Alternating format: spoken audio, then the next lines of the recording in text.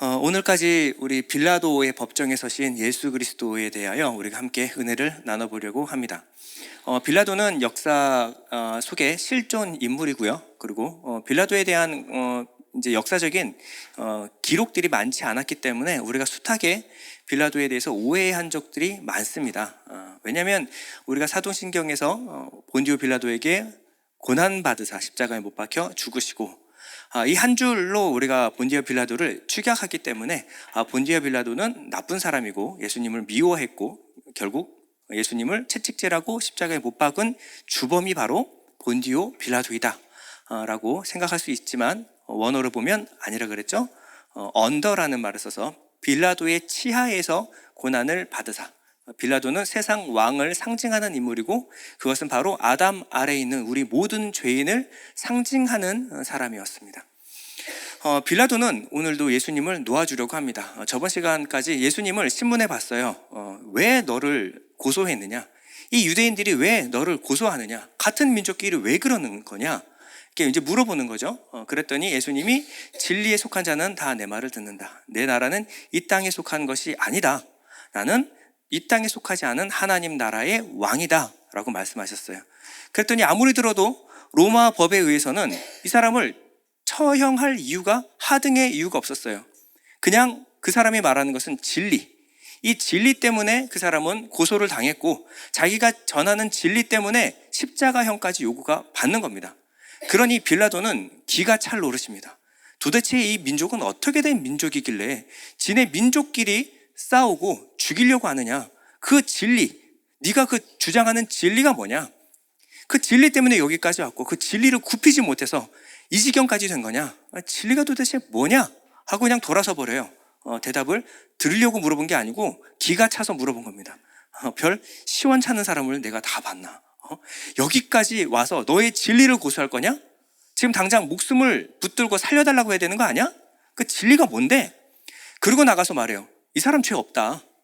너희가 지금 로마 법정까지 끌고 와가지고 로마의 법으로 이 사람을 처형을 요구하는데 로마 법에 의하면 이것은 처형받을 일이 아니다. 죄가 없다라고 많은 군중들 앞에서 예수님의 무죄를 선고합니다. 그럴 때 사람들이 끝까지 예수님을 죽이라고 항소하죠. 이때 이제 빌라도는 정치 구단입니다. 그래서 이 사람들을 위해서 내가 그러면 이런 묘수를 하나 내야겠다. 그때 낸 묘수가 뭐냐면 이제 곧 6월절 아니냐. 그럼 6월절 날 내가 특별 사면해 주는 거 알지? 너희들을 위해서 아무리 큰 죄인이라고 하더라도 너희들이 원하는 한 죄수를 내가 사면시켜 주는 거 알지? 유대인의 왕을 내가 한 명 내가 풀어줄 거야. 그랬더니 뭐라 그래요? 이 사람이 아니라 바라바를 풀어주십시오. 이 얘기를 하는 겁니다. 유대인의 왕을 내가 사면시켜 주겠다. 여기가 마지막 찬스였습니다. 이걸 지나면요 예수님을 끌고 가서 채찍질하고 결국에 십자가형까지 가는데 얼마 걸리지 않아요. 마지막 묘수였습니다. 그런데 노골적인 기회를 줬어요. 유대인의 왕을 내가 풀어주겠다. 너희들이 원하는 왕을 풀어주겠다. 그랬을 때 어떻게 해요? 바라바를 풀어주십시오. 이 요한은요 이 부분을 조금 더 단축해서 유대인의 왕을 풀어주랴라고 했을 때 이 사람이 아니라 바라바를 통해서 유대인이 어떠한 왕을 원했는가, 정확히 말하면 유대인이 기다리고 있었던 정치 경제적인 메시아가 바로 바라바 같은 사람이었다라는 것을 표현해주고 있습니다. 여러분, 바라바는 어떤 사람일까요? 오늘 본문에 나온 걸 보면요 바라바는 그냥 강도였더라라고 나와 있어요. 강도였더라. 강도라고 하는 것은 상징적인 죄를 들어서 말하는 것이지 다른 공관복음에서는 바라바의 죄목을 좀 더 구체적으로 설명하고 있습니다. 마태복음 27장 16절 볼게요. 그때 바라바라 하는 유명한 죄수가 있는데 이 바라바는 성중에서 일어난 밀란과 살인으로 말미암아 옥에 갇힌 자러라 라고 나와 있어요. 자, 누가복음에 보면요 이 바라바는 성중에서 일어난 밀란과 살인으로 말미암아 옥에 갇힌 자러라 동일하게 나와 있죠. 자, 여기서 보면 밀란을 일으키고 살인을 한 사람이라고 생각할 수 있는데요. 자, 마가복음 15장 7절에 보면요 밀란을 꾸미고 그 밀란 중에 살인하고 체포된 자 중에 바라바라 하는 자가 있는지라. 자, 그러면 이 사람은 원한 관계에서 살인을 했을까요? 아니면 밀란을 일으키는 도중에 밀란을 위해서 살인까지 저지르면서 이 밀란을 성공시키려고 했던 사람일까요? 후자겠죠. 밀란 중에 살인을 한 겁니다. 원한 관계에 살인을 하는 사람이 아니에요. 그럼 이 밀란이라고 하는 것은요, 군중을 선동한다라는 말이죠. 그렇죠? 그럼 유대인 군중이 무엇에 의해서 바라바를 지도자로 따랐을까요? 사도행전에 보면 이 당시에 수많은 밀란을 일으킨 사람들이 나옵니다. 그 사람들은 다 동일하게 어떤 밀란이냐면 이스라엘을 로마의 압제로부터 구원하여 자유를 주고 나아가서 이제는 다시는 다른 나라의 속국이 되지 않는 다윗 왕국, 힘 있는 강성한 다윗 왕국의 재건을 하자, 이루자. 이것이 바로 캐치 프레이즈였어요. 이게 밀란의 주동자였던 것입니다. 그러니까 예수님이 달리셨던 그 십자가 중앙, 이 사람 거기가 바로 바라바가 달려야 했던 자리고, 그것은 유대인의 왕, 유대인을 선동했던 자의 최후라는 겁니다. 그래서 더 이상 너희들의 리더, 유대인의 왕은 이제 없다, 이걸 보여주는 거예요. 그리고 양쪽에 강도라고 나와 있죠. 강도는 이 바라바와 함께 같이 움직였던 행동대장들입니다. 결국 밀란 주동자들이었던 거예요. 그러니 로마법에 의해서 이들은 십자가형을 당하는 겁니다. 최고형이거든요. 십자가형은 뭐냐면 반란입니다. 반역이에요. 로마의 다스림에 반역하는 자들이 달렸던 것이 바로 십자가고, 그렇기 때문에 그들이 자기가 따랐던 리더가 가장 부끄러운 모습으로 옷을 발가벗겨져서 피가 다 빠져 죽는 이 처형을 당했던 것입니다. 그러면 이 사람이 그냥 죽어요? 계속 속으로 욕을 하고 저주를 하고, 이때 사람들이 하나둘씩 떠나가는 거예요. 내가 믿고 따랐던 유대인의 왕, 주동자가 결국 저런 모습으로 처참하게 끝난, 로마는 뭘 보여주는 거예요? 나한테 반역하면 이렇게 끝나는 거야. 이걸 보여주는 형이 뭐냐면 십자가형입니다. 바라바가 달려야 될 그 자리에 예수님이 달리신 거예요. 그러면 사람들은 예수님을 풀어주지 않고 바라바를 풀어달라고 했던 이유가 뭡니까? 유대인의 왕이라고 한다면 이 예수가 주장하는 보이지 않는 하나님의 나라가 아니라 바라바가 우리에게 약속했던 바로 그 민속 메시아 사상에 의한 그 메시아를, 그 왕을 우리가 원한다라는 거예요. 로마의 압제로부터 우리를 구원해주고 강성한 다윗 왕국을 회복시켜줄 바로 그 사람은 이 예수가 아니라 바라바다라는 거예요. 오늘은 이 두 가지의 선택에 대해서 한번 생각을 한번 해볼 거예요. 첫 번째, 이 한때 이스라엘 백성들은요, 오병이어를 일으키셨을 때 예수님을 억지로 끌어다가 왕을 삼으려고 했습니다. 그만큼 유대인들은요, 이 선동, 지금 로마의 압제로부터 해방하고자 하는 욕망이 커져 있는 상태예요. 이 사람이 만약에 메시아라고 한다면, 이 사람이 왕이 된다라고 한다면 우리를 로마의 압제로부터 구원해 줄 그 사람이다. 그래서 억지로 왕을 삼으려고까지 했던 사람입니다. 예수님이 예루살렘 입성했을 때요, 종려나무 가지를 흔들면서 호산나 다윗의 자손이요, 뭐예요?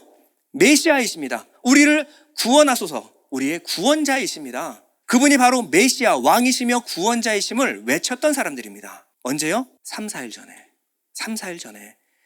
여러분, 그때 그들의 외침이 진심이었을까요? 거짓이었을까요?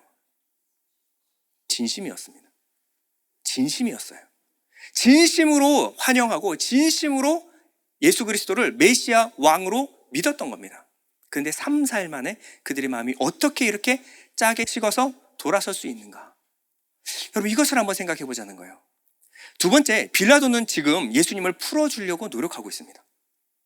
이 사람은 무죄다, 죄가 없다, 많은 군중들이 거센 항의가 있는데도 불구하고 자기의 권위를 가지고 이 사람은 무죄다, 용감하게 소리 지르고 있어요. 여러분, 정치인들 그러기 쉽지 않은 거 아시죠? 네. 이 민중들이 뭘 원하는지에 따라서 잘 구슬려 줘야 이 자기의 지위가 유지가 됩니다. 그런데 그 사람들하고 정면 대결을 하고 있는 거예요. 너희들이 말하는 죄 난 모르겠고 로마의 법에 의하면 무죄다, 난 석방시키겠다, 이러고 있는 거예요. 그런데 오늘 본문을 딱 넘어가면요, 바로 무죄라고 했던 사람이 가장 극형, 십자가형의 글을 내어줍니다. 판결을 그렇게 내리는 거예요. 도대체 무슨 일이 있었길래, 도대체 무슨 이유로 이런 결정을, 이런 선택을 하게 되었을까요? 자, 요 관점에서 한번 이 본문을 한번 같이 나눠봤으면 좋겠습니다. 먼저 바라바라는 사람입니다. 바라바. 자, 바라바. 여러분, 바라바라는 것만 알고 있었지 예수 바라바는 처음 들어봤죠? 예수 바라바. 예수만 바라봐, 주만 바라볼지라, 뭐 이런 얘기가 아니라 예. 역사 기록에 의하면 바라바의 앞에 붙는 호가 있어요. 도산 안창호 이런 것처럼, 예. 앞에 시몬 베드로 이런 것처럼 그들은 원래 성이 없습니다. 성이 없어요, 유대인들은. 근데 앞에는 그 사람을 대표하는 한 가지 이름을 앞에다 붙여 넣습니다. 그럼 그 사람이 무슨 일을 했는가, 그 사람을 나타내는 말이겠죠. 그 말이 뭐냐면 예수라는 거예요. 자, 예수가 무슨 뜻이죠? 자기 백성을 저희 죄에서 구원할 자, 구원자라는 뜻이 바로 예수입니다. 자, 바라바의 앞에 뭐가 붙었냐면 구원자 바라바입니다. 구원자 바라바. 이게 역사예요. 근데 교회 교부들이 야, 앞에 예수 바라바는 아니지 않냐? 그래서 예수를 빼고 그냥 바라바라고만 부르는 거예요, 우리가.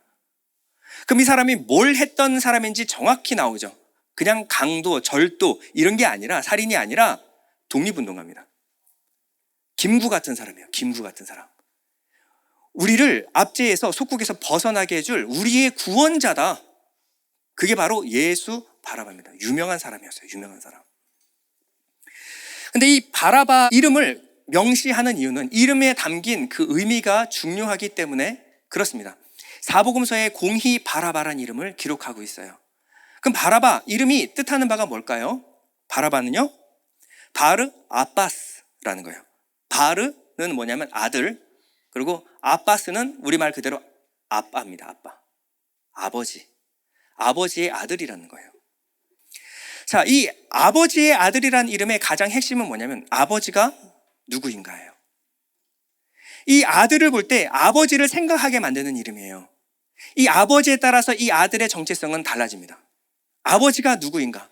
이스라엘 백성들에게 지금도 유대인들한테 가서 물어보세요. 당신의 아버지가 누굽니까? 그러면 아브라함이라 그래요. 아브라함이라 그래요. 왜 그들이 성을 안 쓰는지 아세요?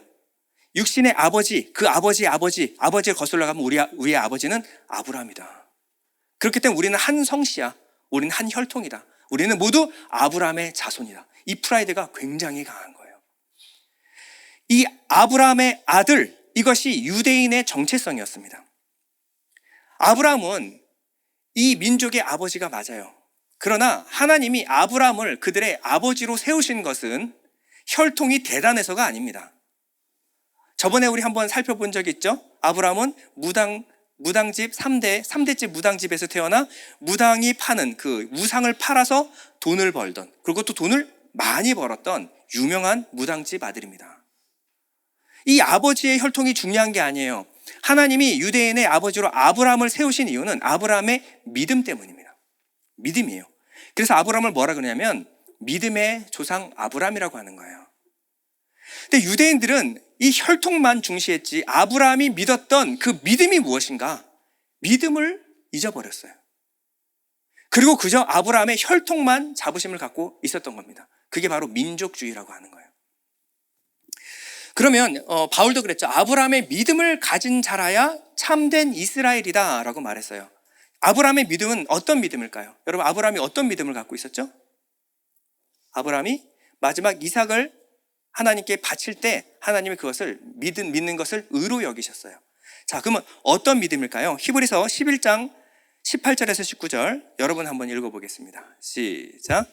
그에게 이미 말씀하시기를 내 자손이라 칭할 자는 이삭으로 말미암으리라 하셨으니 그가 하나님이 능히 이삭을 죽은 자 가운데서 다시 살리실 줄을 생각한지라. 비유컨대 그를 죽은 자 가운데서 도로 받은 것이니라. 자, 이삭으로 말미암는 자손만 아브라함의 자손입니다. 맞습니까? 그러면 이삭이 무엇인가? 이삭이 의미하는, 상징하는 바가 무엇인가? 이삭은 죽은 자 가운데서 다시 돌려받은, 죽은 자 가운데서 다시 살아난 자가 바로 이삭이에요. 앞으로 너에게서 나올 후손은 다 이와 같으리라. 뭐냐면 죽은 자 가운데서 다시 살리는 그 구원받는 백성. 이것이 바로 이삭의 상징하는 의미입니다. 자, 죽은 자 가운데서 다시 살아나신 이가 누구죠? 예수님입니다. 우리는 이렇게 쉬워요. 아브라함의 믿음이 뭐였냐? 죽은 자 가운데서 다시 살리신다. 그것을 이삭을 통하여 알게 됐습니다. 그럼 어떻게 이삭을 하나님께 드릴 수가 있었는가? 자기 죽은 것 같은 자기의 육체에서, 모든 생명 활동이 끊어진 자기 육체에서 하나님이 이삭을 허락하셨습니다. 죽은 몸에서 없는 것을 있는 것 같이 여기시는, 그리고 죽은 자를 다시 살리시는 하나님을 자기 몸으로 경험했어요. 경험하여 한 겁니다. 그러면 내가 이삭을 죽여도 하나님이 다시 살리실 줄 믿은 겁니다. 아브라함의 믿음은 부활신앙이에요. 부활신앙. 부활 생명을 믿게 된 겁니다. 이것이 바로 아브라함의 믿음이고, 이 부활 생명, 부활 신앙을 갖고 있는 사람이 아브라함의 자손이라는 거예요. 그래서 갈라디아서 3장 16절에 이렇게 말합니다. 이 약속들은 아브라함과 그 자손에게 말씀하신 것인데 여럿을 가리켜 그 자손이라고 하지 아니하시고 오직 한 사람을 가리켜 내 자손이라 하셨으니 곧 그리스도라. 죽은 자 가운데서 다시 살아나신 그리스도, 이 한 사람을 바로 아브라함의 후손이라고 말하는 것이고, 이 후손을 믿고 구원을 얻어 죽은 가운데서 다시 살아나게 되는 모든 후손이 바로 아브라함의 후손이다. 이것이 갈라디아서 3장 16절입니다. 그럼 아브라함이 진짜 믿었을까요? 아브라함이 이삭을 낳고 이삭을 통해서 예수 그리스도를 믿었다고요? 너무 오래전 아닙니까? 예수님은 한참 이제 2000년 뒤에 나오시는데 그 아브라함을 진짜 믿었다고요? 자, 예수님의 말씀 들어볼까요? 요한복음 8장 56절입니다. 너희 조상 아브라함은 나의 때 볼 것을 즐거워하다가 보고 기뻐하였느니라. 맞죠? 아브라함은 무엇을 믿었어요? 예수 믿었습니다. 예수가 누구예요? 아브라함의 후손으로 와서 죽은 자 가운데서 우리를 다시 살리실 그 부활 생명을 가지신 분, 영생을 우리에게 주실 바로 그 후손으로 말미암아 우리는 구원을 받게 될 것이다. 아담의 믿음과 아브라함의 믿음이 같아요, 안 같아요? 같죠. 너희 후손으로 말미암아 뱀의 머리가 상하게 될 것이고 너희가 구원받게 될 것이다. 구약부터 지금까지 다 예수 믿고 구원받은 겁니다. 그런데 지금 이스라엘은 예수님을 죽이려고 하고 있어요. 왜요? 우리가 원하는 아브라함의 자손은 이 예수가 아니라 눈에 보이지 않는 뭐 영생의 떡 이런 거 말고, 눈에 보이는 떡, 눈에 보이지 않는 하나님 나라 말고 지금 예루살렘 성에 입성했을 때 이 이스라엘을 회복할 바로 그 메시아, 눈에 보이는 왕국, 눈에 보이지도 않는 영생, 눈에 보이지도 않는 나라, 그런 거 말고 지금 현실, 당장 현실적인 문제를 해결해 줄 바로 그 메시아를 우리가 구한다. 그것은 예수 바라바다. 예수가 아니라 그들은 바라바를 선택한 것입니다. 예수님은 이 땅에 오셔서 단 한 번도 눈에 보이는 우리 현실의 문제를 해결시켜 주신다고 말씀하신 적이 없습니다. 여러분, 그것은 내 문제가 해결이 되고 내 안에 죄가 해결되면 그 뒤따르는 현상이에요. 이게 약속이 아닙니다. 여러분 안에 있는 이 죄 문제가 해결이 되면 여러분 안에 있는 모든 문제는 나에게서 비롯됐다는 것을 알게 돼요. 죄가 해결되면 증상이 해결됩니다. 그런데 이 죄는 못 보고 증상만 해결해 달래요. 예수님은 그런 적이 없어요. 근본을 해결하러 오셨어요. 그러면 누가 이 천하만국의 영광을 약속했죠? 사단 마귀입니다. 누가복음 4장 5절에서 7절, 마귀가 또 예수를 이끌고 올라가서 순식간에 천하만국을 보이며 이르되 이 모든 권위와 그 영광을 내가 내게 주리라. 이것은 내게 넘겨준 것이므로 내가 원하는 자에게 주노라. 그러므로 내가 만일 내게 절하면 다 내 것이 되리라. 만약에 이스라엘에 이러한 지도자가 한 명 나왔어요. 내가 천하만국의 모든 권위와 영광을 내가 너에게 되돌려 줄 것이다. 이것은 하나님이 원래 우리에게 허락한 거잖아. 다윗의 왕의 회복. 그러니 내게 절하면, 나를 따르면 내가 이것을 회복시켜 줄게.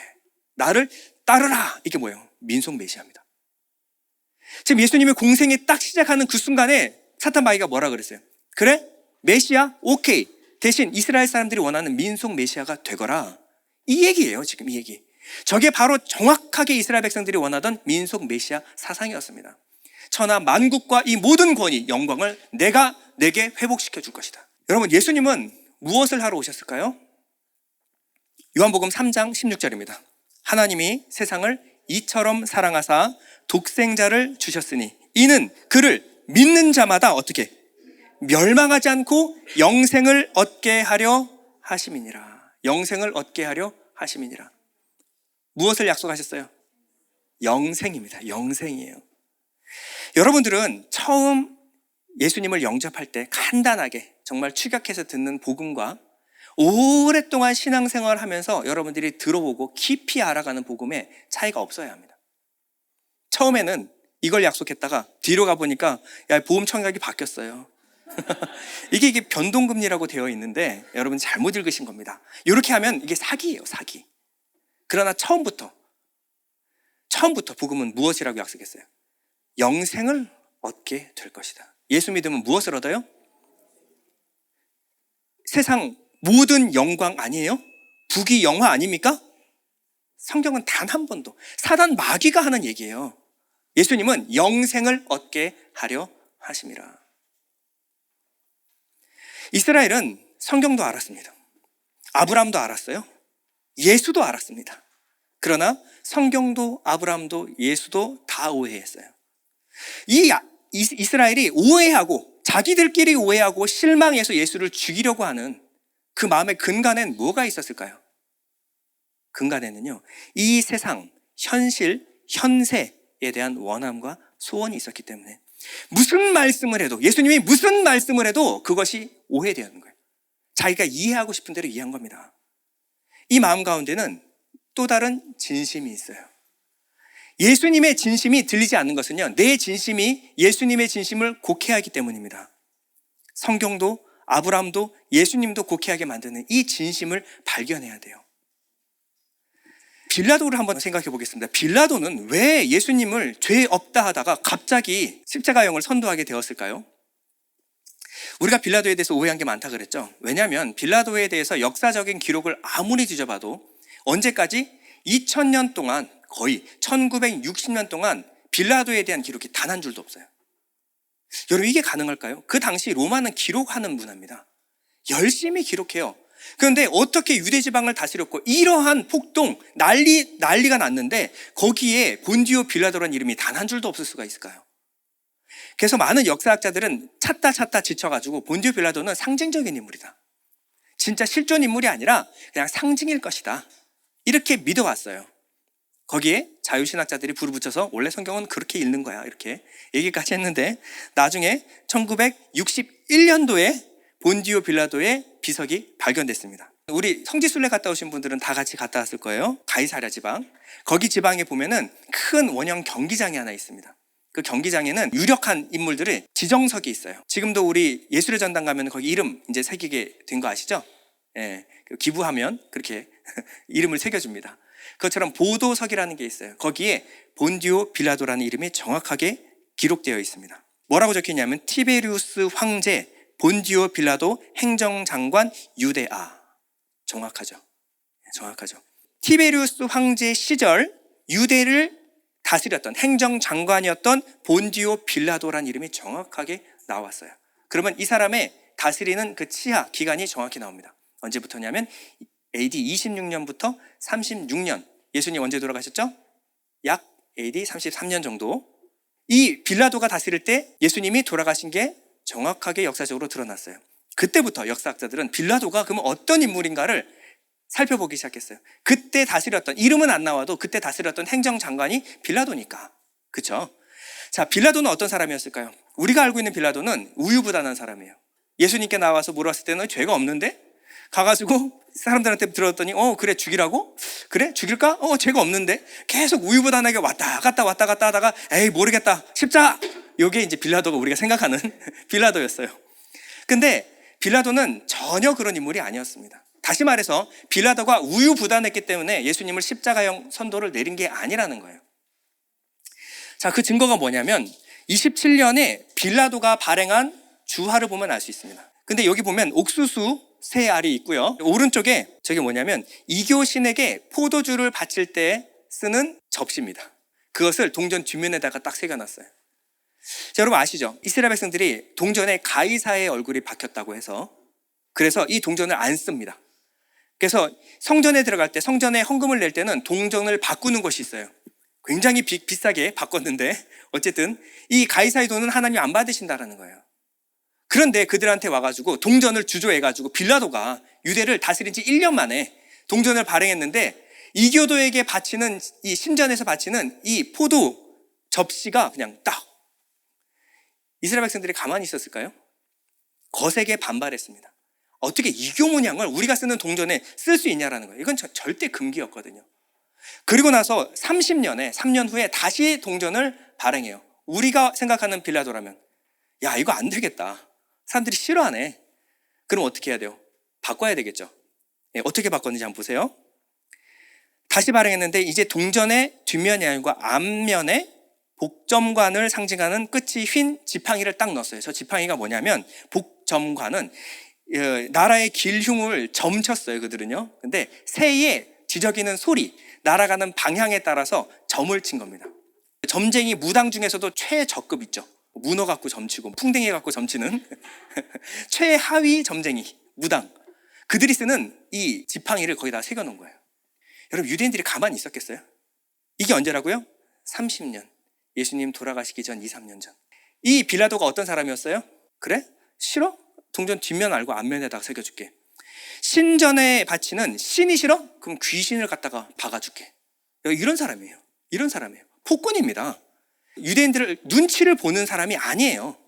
나아가서 필로라는 사람이 편지를 씁니다. 필로라고 하는 사람은 유대인의 정치 지도자이면서 로마와 유대인의 경계선상에 있어요. 그러니까 로마인이면서 유대인의 편에 서서 일을 했던, 객관적이겠죠.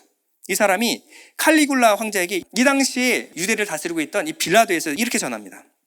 그는 융통성이 없어 완고합니다. 고집이 너무 셉니다. 그는 잔인무도합니다. 그는 심술궂습니다. 그는 항상 성이 나 있어요. 그리고 뇌물을 좋아합니다. 이게 빌라도의 성격이에요. 이게 역사 기록에 나와 있는 빌라도의 성격입니다.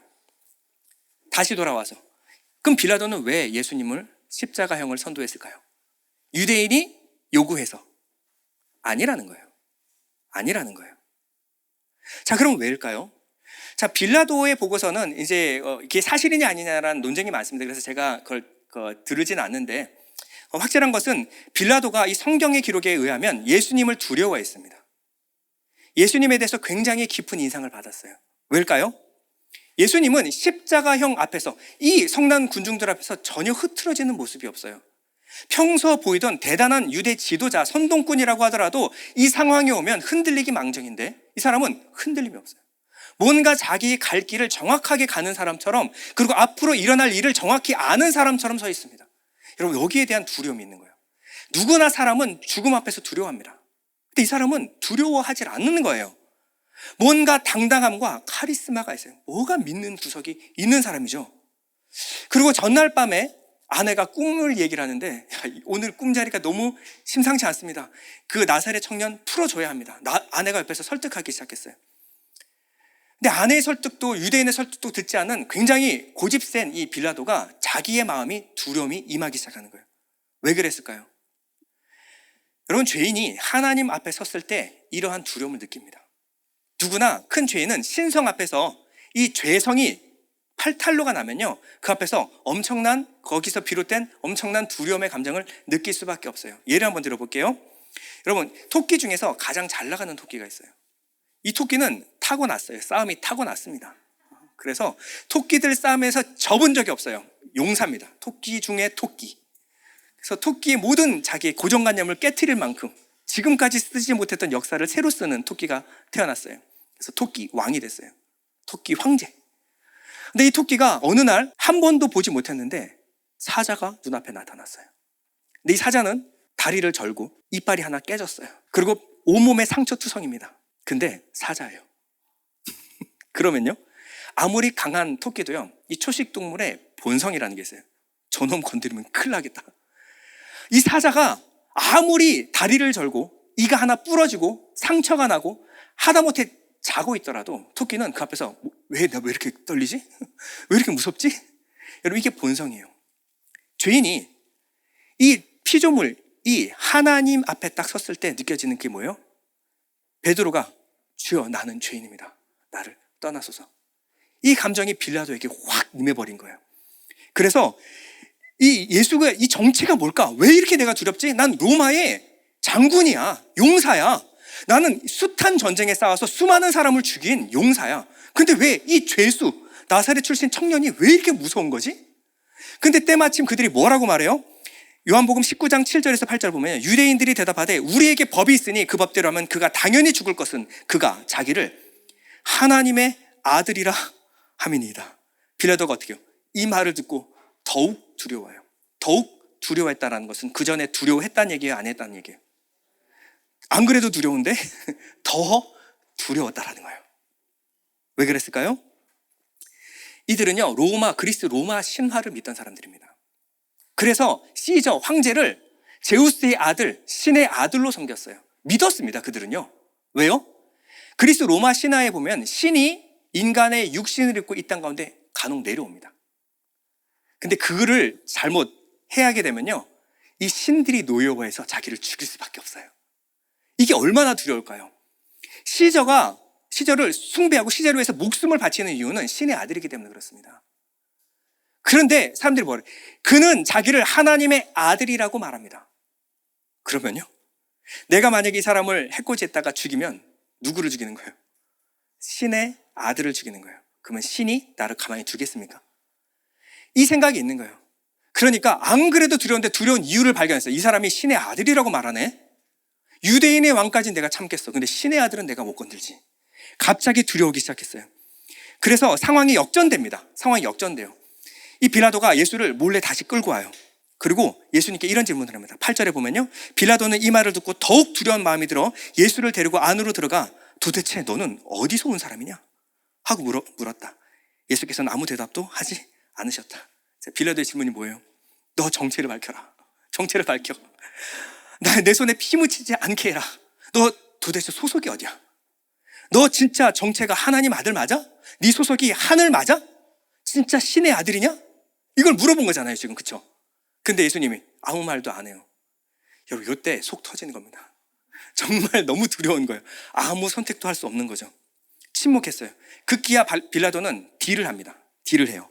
10절입니다. 나에게 아무 말 하지 않을 작정이냐? 나는 너를 놓아줄 수 있고 십자가에 처할 수 있는 권한도 있는지 모르냐? 딜을 해요. 너 나한테 말만 해. 나 너 풀어줄 수 있어. 자, 왜 이런 얘기를 해요? 지금 이 상황에서.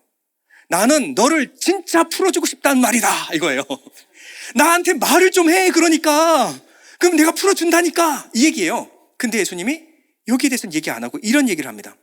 11절에 보면요, 내가 하늘에서 권한을 받지 않았다면 나를 어떻게도 할 수 없었을 것이다. 그러므로 나를 너에게 넘겨준 사람의 죄가 더 크다. 자, 보세요. 지금 누가 재판관이에요? 원래 빌라도죠. 원래 빌라도가 판결을 하는 겁니다. 근데 예수님의 이 말은 뭐예요? 판결문입니다. 판결문. 누구의 죄가 더 크다? 이건 판결문이에요. 예수님이 지금 심판관의 자리에서 판결을 하는 거예요. 너는 너의 일을 해라. 너의 권한을 준 것은 하나님이 허락했기 때문에 나를 죽이는 것이, 네 스스로 나를 죽일 수 있는 어떠한 힘도 능력도 권한도 없어. 그저 너는 네 할 일 해. 이 얘기를 하고 계시는 거예요. 빌라도는 재판관임에도 불구하고 판결을 받은 거죠. 그리고 빌라도는 이 말을 듣자마자 어떻게 했어요? 밖으로 뛰쳐나가서 12절, 이 말을 들은 빌라도는 예수를 놓아주려고 애를 썼다. 야, 들어보니까 너희들이 잘못 알고 있어. 저 사람 보통 사람 아니야. 이제부터는 내 모든 힘을 다해서 예수님을 놓아주려고 자기가 안간힘을 썼는데 되질 않아요. 유대인들이 빌라도를 봤을 때 이상한 거예요. 27년도 그리고 30년도에 발간한 주화를 봤을 때 저 사람은 고집이 엄청 셉니다. 그리고 필로의 기록에 의하면 저 사람은 고집만 셀 뿐만 아니라 뇌물받기를 좋아해요. 그러면 로마 군인을 풀어주어서 예수를 잡는 데까지 허락해줬던 이 지휘자가 갑자기 태도를 바뀌게 된 거예요. 이 바리새인들과 서기관들, 이 대제사장이 어떻게 가룟 유다를 섭외했는지 여러분 기억하시죠? 은 30냥입니다. 뇌물을 준 거예요. 뇌물을, 돈을 준 겁니다. 그러면 총독에게는 돈 매긴 겁니다. 이 사람 원래 성격이 뭐라고요? 뇌물 받기를 좋아한다고요. 탐욕에 강한 사람이에요. 돈까지 매겼는데 저 사람 왜 저래? 도대체 왜 그러는 거야? 아니, 세상 무서운 게 없는 사람이 오늘따라 저 사람 태도가 이상한데? 그래서 던진 카드가 뭐예요? 19장 12절, 이 사람을 놓아주면 총독님은 가이사의 충신이 아닙니다. 자기를 가리켜서 왕이라고 하는 사람은 누구나 가이사를 반역하는 자입니다. 뇌관을 건드려버립니다. 너 계속 그럴 거야? 너 왜 그러는 거야 지금? 우리 약속하는 대로 그냥 하면 돼. 근데 뭐가 그렇게 두려워? 너 계속 이렇게 할 거야? 그러면 나 가이사한테 찔릴 거야. 상소할 거야. 이렇게 나온 거예요. 요때 갈팡질팡하던 빌라도의 마음은 확 돌아서요. 태도가 갑자기 바뀝니다. 자, 13절 보면 빌라도가 이 말을 듣고, 무슨 말이에요? 누구든지 자기를 왕이라고 하면 가이사의 반역자입니다.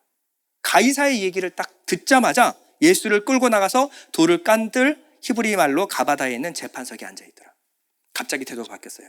아까까지는 예수님의 말을 열심히 경청하던 사람이 갑자기 재판석에 딱 앉기 시작했어요.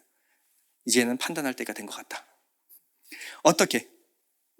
이 가바다라고 하는 곳은요, 밑에 로마에 하는 돌, 로마는요 가는 곳마다 돌을 깔아서 길을 만들었습니다. 이것은 로마를 상징하는 것이고 로마의 통치의 기반은 법이에요. 법.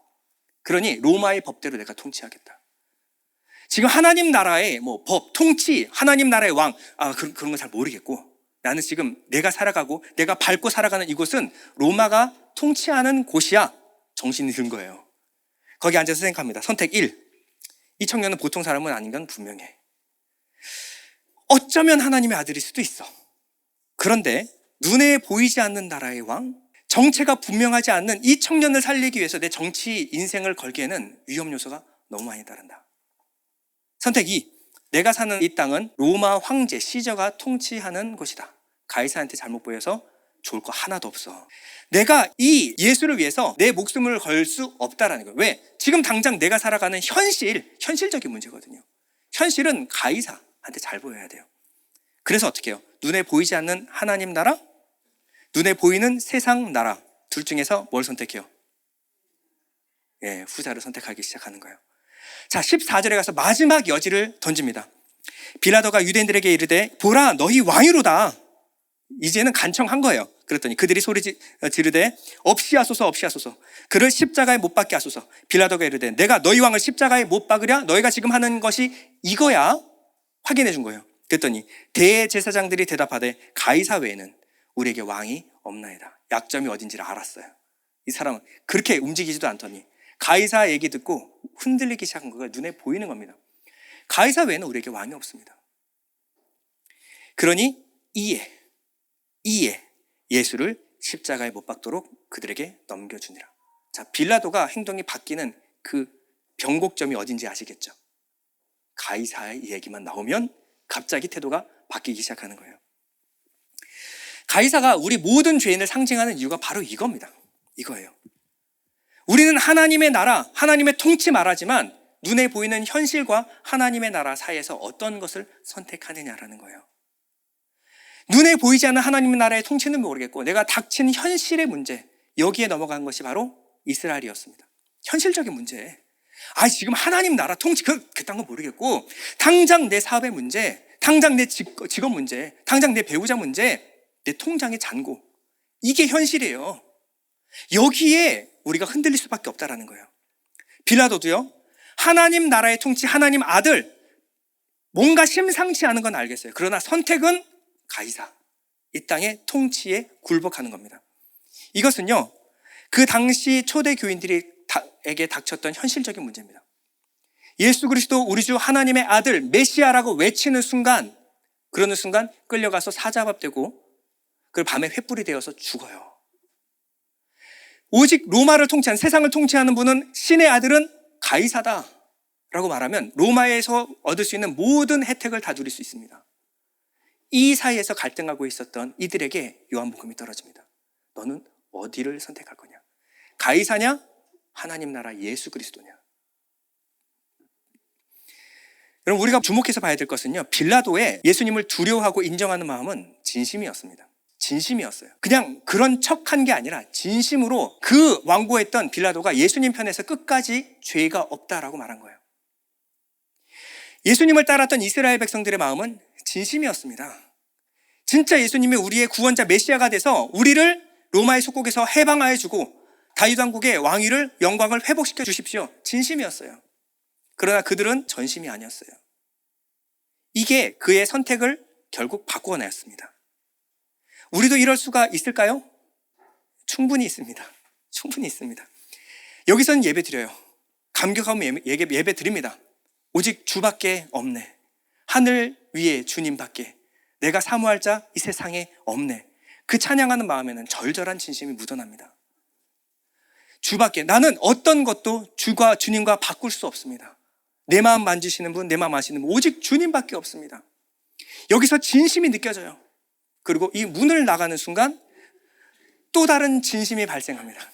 내게 현실이 닥친 문제, 이 문제는 결국 주님의 문제가 아니라 내 문제입니다. 이거는 내 진심으로 해결하겠습니다. 주중에는 세상의 진심, 주이라는 하나님께 진심, 이게 우리의 모습 아닌가요?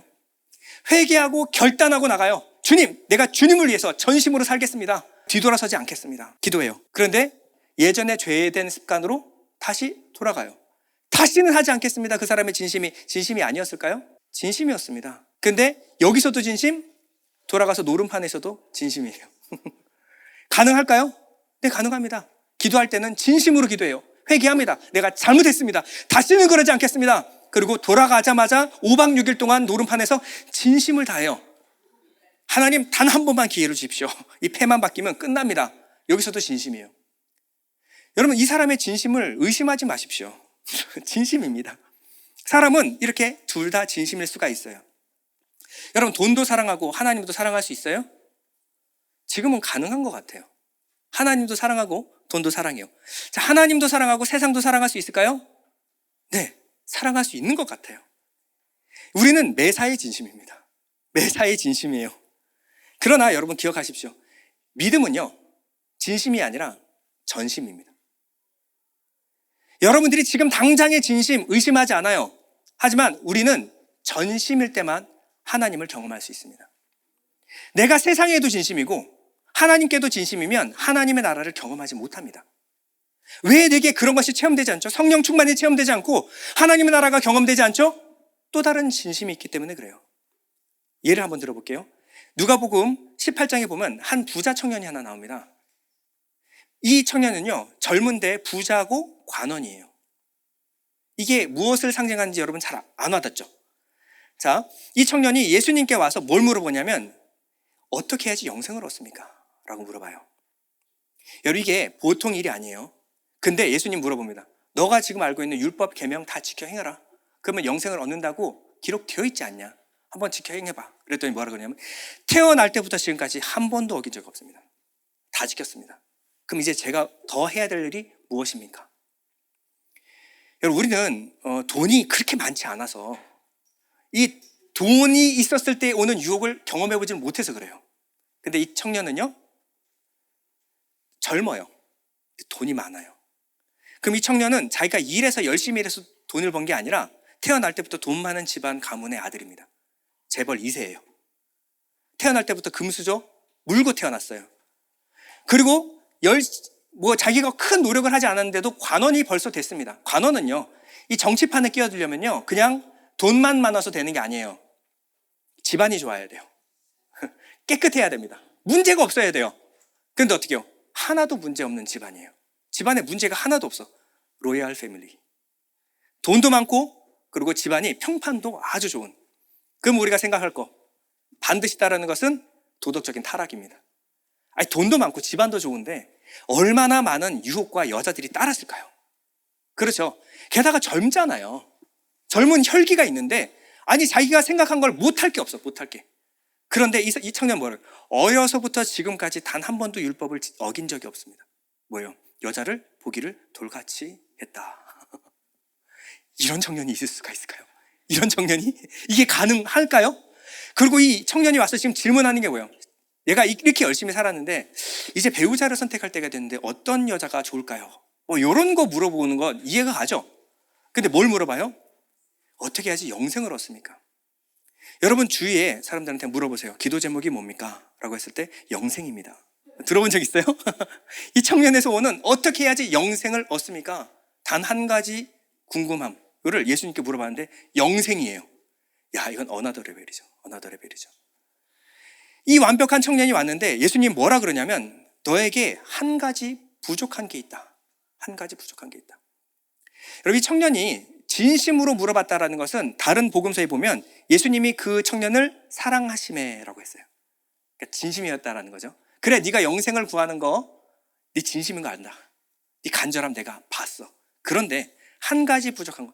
다 지켰는데 99% 이제 1% 이 얘기가 아니라 너 진심이구나. 그런데 한 가지 또 다른 진심이 있어. 그게 뭐예요? 그게 뭡니까? 너는 하나님께도 진심이고 세상에도 진심이구나. 너 세상이냐 하나님이냐, 재물이냐 영생이냐, 둘 중에 하나만 선택해라. 이랬더니 어떻게 해요?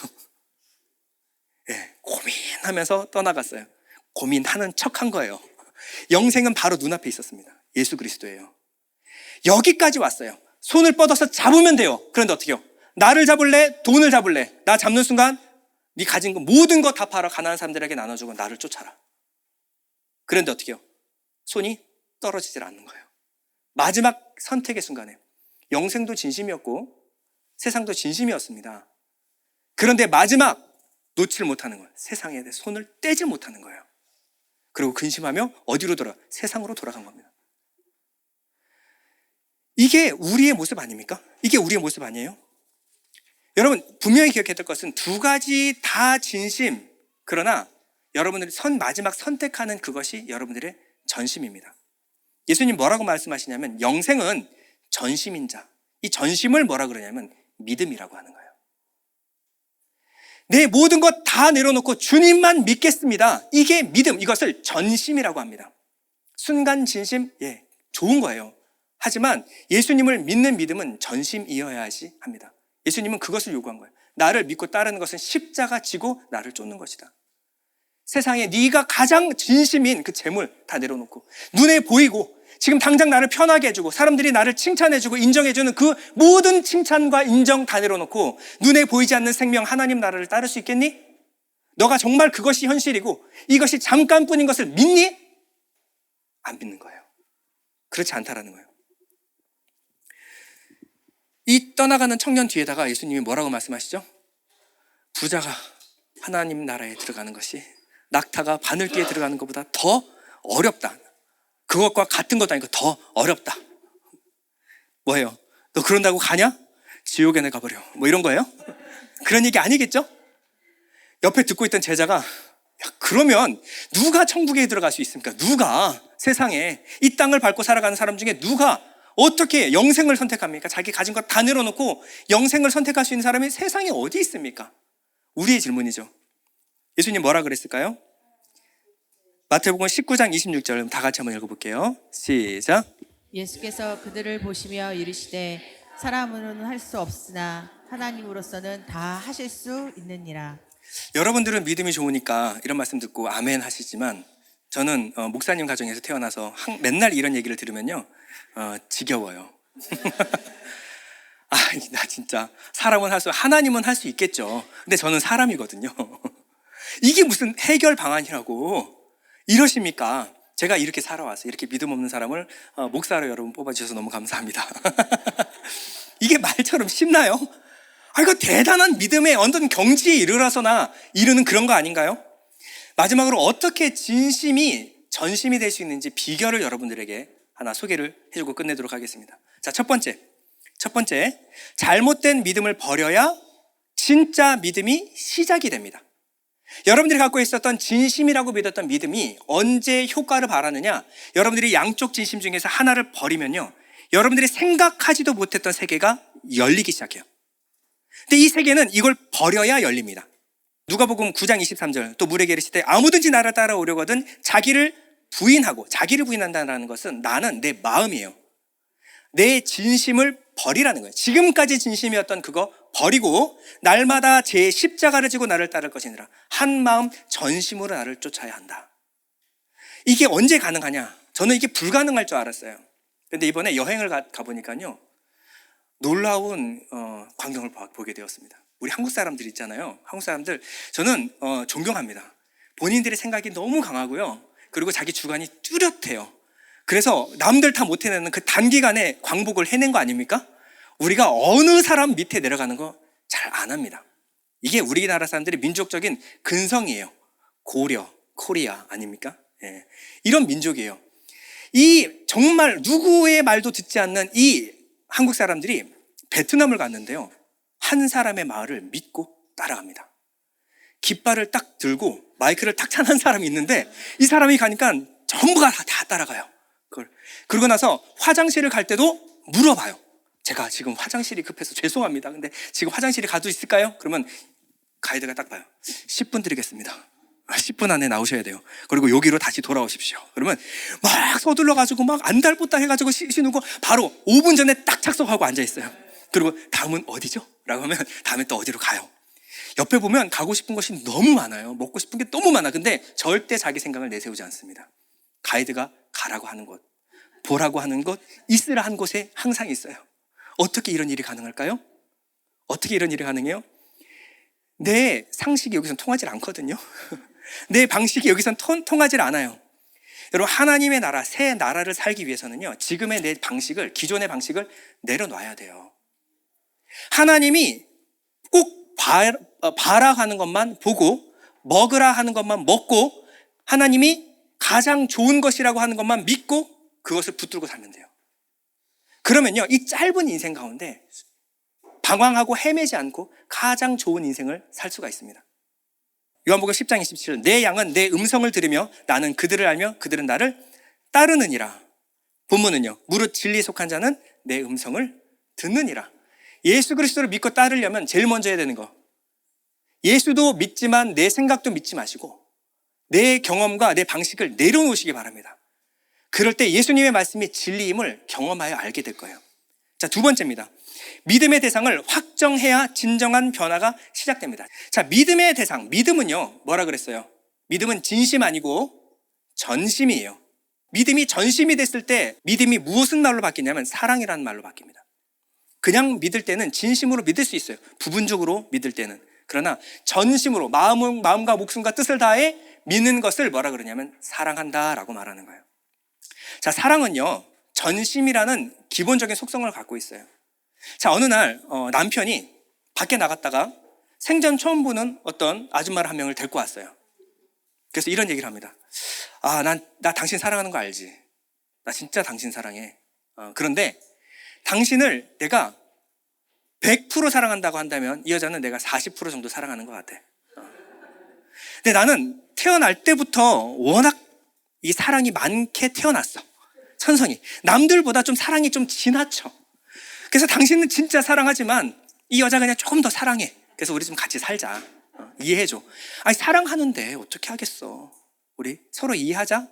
어때요? 사랑하는 거예요? 예를 들었는데 저를 미워하시면 어떡해요? 그런 눈으로 쳐다보지 마십시오. 예를 든 겁니다. 이 남자는 사랑이 뭔지를 모르는 거예요. 예, 사랑하지 않는 겁니다. 이 여자도 아예 사랑하지 않는 거예요. 사랑은요, 전심입니다. 사랑은 전심이에요. 한 사람만 사랑할 수 있는 거예요. 한 사람을 사랑하는 순간 다른 사람을 사랑할 수 없는 게 사랑의 속성입니다. 주 너희 하나님을 어떻게 사랑을 했어요? 마음을 다하고 목숨을 다하고 뜻을 다하여 주 너희 하나님을 사랑하라. 빛도 사랑하고 어둠도 사랑할 수 없어요. 하나님도 사랑하고 세상도 사랑하는 건 사랑하지 않는다라는 겁니다. 그럼 어떻게 우리가 하나님을 사랑할 수 있을까요? 눈에 보이는 게 훨씬 더 사랑스럽죠. 보이지 않는 하나님을 어떻게 눈에 보이는 것보다 더 사랑해요? 자, 마지막으로 여러분 누구나 할 수 있다는 것을 보여드릴게요. 구원받으면요, 우리는 하나님께 접붙임을 받습니다. 그때부터 수액이 공급이 돼요, 우리에게. 그러면요, 그 전에 없던 하나님의 공급하심과 사랑을 받게 됩니다. 그것은 그 전에 느껴보지 못하는 거예요. 그러면요, 거기서 발버둥 치고 살다가 요만한 정말 눈에 보이지도 않는 여드름 같은 열매를 탁 내놔요. 하나님께. 그럼 하나님이 얼마나 좋아하실까요? 우리가 생각하지도 못할 정도로 좋아해요. 제가 하나님을 위해서 살 수밖에 없는 것은요, 제가 내어놓는 게 정말 하나님께 도움 하나도 안 되는 거, 요만한 열매를 내는데 하나님이 얼마나 기뻐하시는지 보고 놀래서 하나님을 사랑하지 않을 수가 없게 됐어요. 하나님은 어떻게 우리를 사랑하시냐면요, 열매를 사랑하는 게 아니라 나를 사랑해요. 내가 내어놓는 것이 요만한 것이든 이만한 것이든 상관없어요. 사실 열매에 관심 없습니다, 하나님. 나한테 관심이 있는 거예요. 근데 하나님을 바라보고 내가 무언가를 했다라는 그 자체가 너무 좋은 거예요. 자, 아버지가 아들을 안아요. 아들이 아버지를 위해서 뭘 할 수 있어요? 할 수 있는 게 아무것도 없어요. 그쵸? 근데 어떻게 해요? 이 아이가 아버지를 눈을 맞추는 거 하나만으로 감격이 밀려옵니다. 우리 훈동 경제는 좀 이따 알게 될 거예요. 이게 얼마나 감동인지. 예, 아무것도 안 해요. 그러고 나서 뭔가 오물오물하고 말을 해요. 근데 그 말이 아니겠죠. 뭐 밥을 달라는 건지 아빠라 그런지 알 수가 없어요. 근데 자기를 보고 무슨 말을 하는 그 자체가 좋은 거예요. 그 자체가 좋은 거예요. 그러면 아버지 마음이 녹습니다. 아빠 여기 있어, 아빠 여기 있어, 아빠 여기 있어. 뭐 해줄까? 그냥 안고 놓지를 못해. 너무 이뻐가지고. 아버지가 바쁘고 힘들면요, 아버지가 미간이 찌그러지죠. 힘들어요. 집중하고 있을 때 힘들다가도 아들을 쳐다보면요, 이게 얼굴이 환해집니다. 아들, 우리 아들 왔어. 이 아이는요, 똥오줌 못 가리니까 할 줄 아는 거라고는 똥 싸고 오줌 싸는 것밖에 없어요. 그러면 더러운 거, 남들이 봤을 때 민망한 거, 더러운 거, 할 수 있는 게 그것밖에 없어요. 먹고 싸는 것밖에. 근데 아버지가 뭐라고 말씀하시는지 알아요? 이 똥, 더러운 똥 치우면서 야, 나는 네가 싼 똥도 이쁘다. 난 네가 싼 똥도 좋아. 여러분, 아이가요, 이 사랑을 받고 나면요, 이 아이한테 한번 물어보세요. 아이야, 돈이 좋아, 아빠가 좋아? 아이가 뭐라 그럴까요? 당연히 아빠죠. 여러분, 돈은요, 사랑을 못 줍니다. 돈에는 사랑이 없어요. 세상이 좋아, 하나님이 좋아? 여러분, 세상엔 사랑이 없습니다. 사람이 좋아, 하나님이 좋아? 여러분, 사람들은 예수님 같이 나를 사랑할 수가 없어요. 여러분, 이 사랑을 받으면요, 이 질문 자체가 너무 기가 막힌 질문 아닙니까? 너 돈이 좋아, 하나님이 좋아? 지금 나를 지금 어떻게 생각하시는 겁니까? 당연히 하나님이죠. 왜요? 복음이 그저 이론이 아니라 실제가 되면 이런 일이 일어나요. 자, 우리 선배들의 고백을 볼까요? 하박국서 3장 17절. 비록 무화과 나무가 무성치 못하며 포도나무가의 열매가 없으며 감람나무에 소출이 없으며 밭에 먹을 것이 없으며 우리의 양이 없으며 외양간에 소가 없을지라도 이건 망한 거예요. 끝난 겁니다. 파산이에요. 더 이상 희망이 없어. 근데 어떻게 해요? 나는 여호와로 말미암아 즐거워하며 나의 구원의 하나님으로 말미암아 기뻐하리로다. 구원의 하나님이 예수 그리스도예요. 예수로 말미암아 기뻐하는 게 이게 가능한 거예요. 그럼에도 불구하고 나를 사랑하시고 그럼에도 불구하고 나를 보호하시고 인도하시는 하나님, 그 하나님으로 말미암아 내 기쁨이 사라지질 않는 겁니다. 시편 4편 7절. 주께서 내 마음에 두신 기쁨은 그들의 곡식과 새 포도주가 풍성할 때보다 더하니이다. 다윗이 한 얘기예요. 궁정의 모든 보화보다 하나님하고 한 하루 사는 것이 낫습니다. 여러분, 이것을 경험하고 나면요, 하나님이 좋아, 돈이 좋아? 지금 저를 뭘로 보시는 겁니까? 왜요? 여러분, 사람이 언제 죽는지 알아요? 사람이 최소한의 인간적인 기본적인 이 사람답게 사는 것 미하로 내려가면요, 사람이 죽을까를 고민해요. 비참함이라는 것이 이렇게 무서운 겁니다. 내가 그나마도 소망을 두고 사랑하고 있었던 그 희망이 끊겨질 때 사람이 이제 죽을까?